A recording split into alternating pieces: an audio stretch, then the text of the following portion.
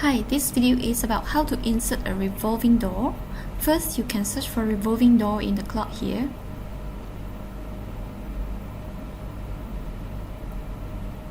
But when you drag it out, it will not create a door hole on the wall.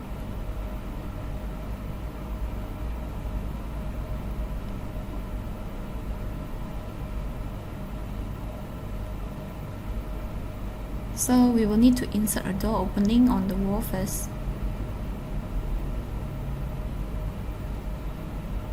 Just drag out the door opening. Check the size of the revolving door and edit the door opening size.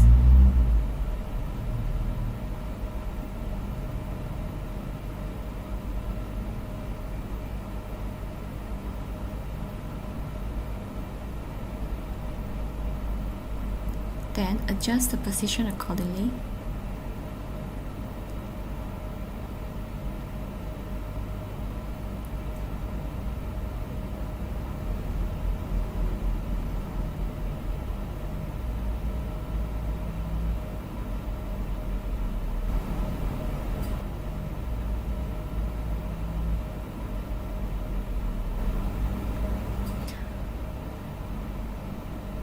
Alright, that's all for now. Thank you.